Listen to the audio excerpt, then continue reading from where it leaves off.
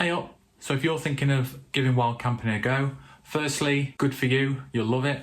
And secondly, watch this video where I'm going to give you 5 tips to help you prepare for your first camp. So let's jump straight in with tip number 1, which is know your kit. Now I can't stress this enough, you don't have to know your but you definitely have to know your kit. And any regular viewers to the channel will have seen my first look videos where I take new tents and new equipment, take them out into the garden or mess around with them in the room here, and make sure that I know how they work, I know that they're working properly, I know that all the pieces that should be there are there, and everything's in order and I know how to use it before I take it out for a wild camp. So practice with your tent, put it up, take it down, pack it away, check out all the features on it, make sure the zips work and the guy lines are all attached in the right places. A lot of tents come with the guy lines detached and with the inner tent not attached to the outer tent, so there are a couple of things that might be worth doing before you go out anyway. And when you're looking at it in detail, think about the conditions that you might be in. It might be high winds, might be heavy rain, and that might affect how you put your tent up or take it down. So practice through those things as well and think through them. Have a go with your stove and your cooking kit, light it up, make sure it works properly with the pans and equipment that you're going to be using with it. Cook up a meal, boil up some water, make sure that you're comfortable with how it all works. And again, think about how it's going to perform in the wind if you can't test it fully in the wind before you go out. Have a go at blowing up your airbed as well. Make sure it fits in your tent. Have a look how much space you're left with and how you're going to organise things when you get set up. And don't forget repair tape as well, so pack that in for your mattress, and you usually get repair patches with your tent and a pole sleeve as well in case a pole breaks. So make sure you know how you would use those if you need to and where they're packed inside your kit. And don't forget to practice packing everything away. We all know things never go back into the bag the same way that they come out. And again, think about the conditions. So if it's chucking it down with rain, you might pack your tent away and pack your kit away differently. You'll do as much as you can from inside your tent, even take your tent in or down if you can. And then the last thing you'll do is come out of your tent and put your outer away. Now remember, these tips are for people looking at doing their first wild camp, and they're definitely not things that I would recommend you use after your first camp. And obviously I'm no expert, I'm just blagging it like everyone else. So if you're a seasoned wild camper and you've got your own tips and tricks, drop them in the comments below and let's share them with everyone else. So moving on now to tip number 2.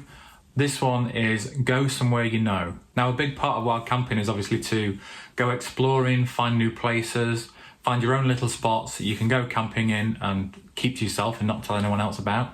But for your first wild camp specifically, I would recommend going somewhere that you know. And ideally, it should be somewhere that you've been before, a mile or 2 from where you can park, or even from home, or from public transport links if you don't drive, so that if you do need to bail at any point, you can quickly find your way out of there. Now this one might sound a bit overly cautious to a lot of people, but I think just for your first wild camp, knowing where you're going means that you can set up at the right time. You don't want to be going out for the first time and still looking for a spot as it's getting dark, or even when it's dark, and then having to set up your kit in the dark and, you know, getting into all sorts of bother and mess. So it's part of making sure that your first wild camp is really enjoyable and really well planned out. And then after that first one, all the rest will just be a breeze. So tip number 3 is take too much kit. Now this is obviously the opposite of what a lot of people will tell you about wild camping, but again, this is just for your first one. Don't be pressured by the gram hauls that we've all seen that will, you know, cut the handle off a toothbrush to save weight and then carry a 24-ounce steak along with them. For your first camp, I think the main thing is that you enjoy it, you have a great time, and you want to go again. So if there's something that you think you might need, take it with you. Then after the camp, have a look through every piece of kit that you took with you and work out whether you used it or not and whether you needed it. If you didn't, you can drop it for your second camp. And over time, you'll whittle things down and you'll end up with a lightweight setup anyway, and a setup that works for you. And the one exception to that is obviously when it comes to safety, you're always going to take a first aid kit with you. It's a good thing that you don't use that. You don't really want to use it, but you need to know that it's there if you do need it. So safety comes first on that one, as we all know. It's common sense, but we're on the internet, so I just need to say it. And while we're talking safety, always make sure that 1 or 2 or more people know where you're going, they know what your plan is, what time roughly to expect you back. And when you're out, just check in every now and then with people and let them know that you're okay and you're safe. So tip number 4, similar to the last one really, but this is take too much food and water. And you'll see similar comments and posts from people that have done wild camping for a while, saying, you know, you don't need to carry all this water. Water's heavy, take a filter, take lightweight dehydrated meals. But again, we're just talking your first camp here.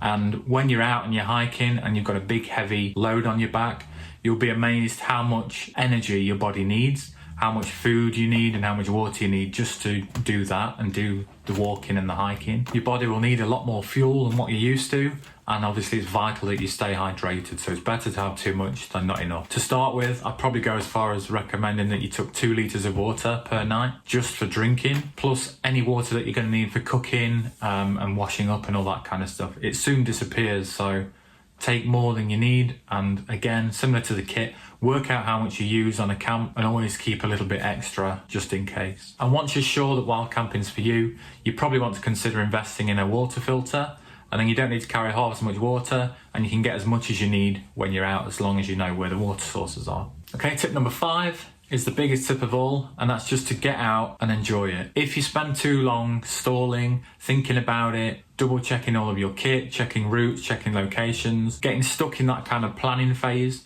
you'll talk yourself out of it and you won't end up going. For your first camp, you will be a little bit nervous and a little bit apprehensive. That's normal. It's important to accept that the odd thing might go wrong, but know that you're prepared. So if kit fails for any reason, you've got your repair patches, or you know how it works, so there's a good chance you can fix it.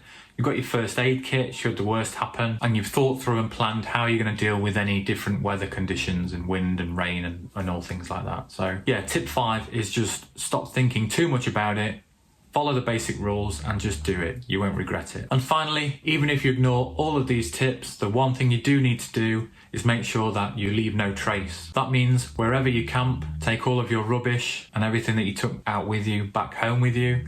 Don't damage anything, don't leave any trace that you've been there, and leave the area just as you found it, if not better, for everyone else to enjoy. So don't forget to drop your own tips and comments below. If you are planning your first wild camp, check this video out next with a few more tips, and I'll see you in the next one. Bye!